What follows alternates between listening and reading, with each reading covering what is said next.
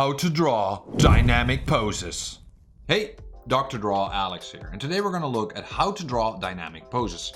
If you're a nerd like me, you've probably tried to draw a superhero or two in your life. But drawing superheroes isn't as easy as you might think. As you can see, I didn't even get to finish these drawings because I didn't know how to continue and quite frankly just gave up. A dynamic pose like this means doing tons of things at the same time.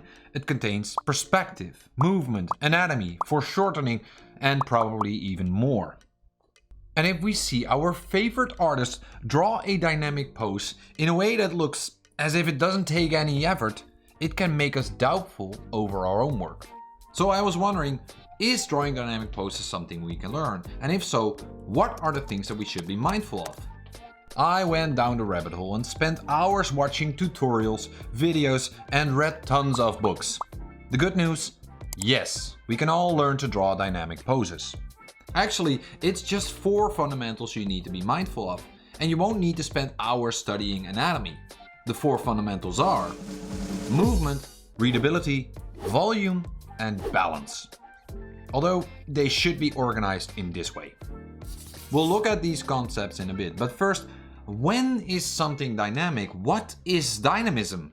Is it flying around, fighting, or dancing? The way I see it, dynamic is life. Let me explain using this box. It's static, boring, and lifeless. But if we do this, it becomes dynamic, interesting, and thus alive. That's because it seems to be moving. But is it moving to the right or the left? And it makes us wonder, how is it moving? On its own, or is something else moving it? All those questions is what I mean with life. By drawing something dynamic, you activate your audience. They start to question and wonder, what is going on? What am I looking at? Although it's a still image, it suggests something just happened or is about to happen. And you can do the same thing with a figure instead of a box. This one is static, this one is dynamic, and this one is super dynamic. We can determine if something is dynamic by looking at 2 things. The angle of the object, in this case the body, which angles more to a 45 degree when something is more dynamic. And by looking at the balance line. Balance is about the distribution of our weight. Some poses are stable, but as we move around in daily life, we strike off-balance poses, or even poses we can only hold for a few seconds. This pose, for example, is way more off-balance than this pose. We can determine the balance by visualizing the heaviest part of the body, the ribcage, and drawing a line from the sternum down to the ground. In the left image, the line falls right between the feet, which means the heaviest part of the body is evenly supported by both of the legs. But in the right image, the balance line shows us the body is supported by just one leg. Thus, the right image is more off balance and more dynamic. Balance is the most fundamental aspect of drawing dynamic poses, and that's why we have it underneath the other 3 fundamentals. Balance is about stability, footing, and angles. If we visualize a scale from 0 to 100, 0 meaning static and 100 meaning dynamic, most of the poses we strike in everyday life will fall within this normal distribution. Probably 80% of daily life falls within this yellow area. But I've noticed beginning artists either focus at drawing super duper dynamic poses or draw very static poses. Like I did here. I was aiming for something super dynamic and quite uncommon in daily life. In other words, I was making drawing more difficult than it needed to be. But there is a way of making this a bit easier. Instead of starting with the figure, we could start with the movement of a pose. Movement is about capturing the main essence of a pose. Instead of focusing on details like hands, anatomy, or fingers, we focus on the whole pose. You've probably heard of gesture drawing, but I'd like to call it movement, because that's what we're aiming for while drawing something dynamic. A figure that conveys a feeling of movement. And we can find the movement by drawing the line of action like you see me doing here. Movement is our second fundamental, which covers the big idea, gesture, and the feeling of a pose. It seems so simple to draw the line of action that we tend to jump to drawing details and anatomy, once we've established the big idea. But that's where you're making a mistake. because after movement, we're better off with visualizing volume. Volume is nothing more than creating the illusion that we're drawing something that has weight. You might think you're watching me drawing blocks or cubes here, but in all honesty, it's just a bunch of lines on a flat screen. They're not containing any volume at all. In a way, drawing is like doing a magic trick. So let's focus on creating the illusion of volume and weight first.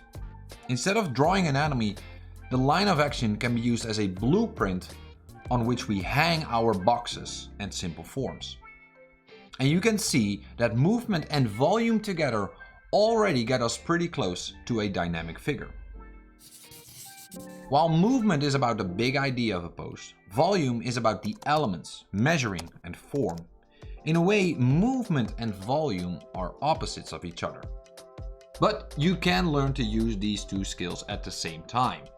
It just requires a little bit more knowledge and specific exercises to train you when to use what. If you're interested in that, you might want to check out my course on drawing dynamic poses. Together with Domestika, I've developed a course which covers all the themes we've been discussing so far, but in a deeper sense. You get to watch over my shoulder as I draw and get step-by-step exercises. And eventually, you'll work towards drawing your own dynamic pose. I put my heart and soul into this course, so it might be worth checking it out.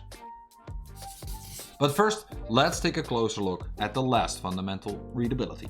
The easiest way of explaining readability is by showing you this. You don't need more than a second to know that this is Donald Duck.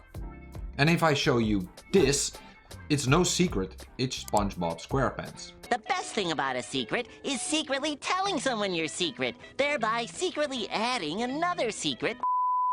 By only using the outline or silhouette of a figure, we get a sense of what the thing is we're looking at. And that's exactly what I mean with readability. It's clear and instantly recognizable, but it does even more than that. It also captures the movement and volume. Readability is the one that merges movement with volume and balance. It's the glue that merges all fundamentals together. And that's why I'm such a big fan of focusing on the silhouette. In a way, drawing the outline or silhouette makes your drawing readable for you and other people. And this is also used in signs and symbols, because if I show you this, you instantly know what it means. Readability is about making sure people understand each other. The way I see it, art and communication aren't two separate things. They overlap. And in our case, you get visual communication. But how do we use this in drawing dynamic poses? Well, readability is about the silhouette like we just discussed, and white space. White space is the space between parts of the body. In this pose, for example, there isn't a lot of white space. But in this pose, the white space is more present, which makes it more readable. So if we start with the movement, then add volume, and then increase the readability by creating more white space, especially in the legs since they overlap, we make a dynamic pose even more dynamic. And lines on a flat piece of paper, or in this case a screen, come alive. In this case, you see I'm not aiming for realism, but I'm using the reference and the fundamentals to draw a dynamic figure. This is just a stylistic choice, but if you want to add more realism to your figures, I highly suggest to take a look at Tom's book. Tom Fox is a great artist in simplifying anatomy and how you can create more realistic figures. I'll put a link to his book in the description so you can easily up your game in anatomy. Artists like Tom, Marc Brunet and Kim Young-gi are masters in anatomy. But I hope you've gotten the message that realism isn't the same as liveliness. If we were to compare drawing dynamic poses to making pizza, you only need 4 essential ingredients: balance, movement, volume, and readability. Putting these together will create the most delicious dish in the world, which you can top with something like anatomy. And although some people love it, it's not essential in making our drawings come alive. Actually, some hate it. Which brings me to the end of this video. Below in the description you can find tons of useful links you might want to explore, like the tools I used, the books I studied, reference photos, and of course, the link to the Domestika course. If you choose to do the Domestika course, every now and then I will go through the homework and give you guys some personal feedback. But for now, I want to thank you for watching this video. Stay diggity drawing. Adios. Together with Domestika, course, force. Oh hey, I didn't see you there. Duck. Are you watching my bloopers?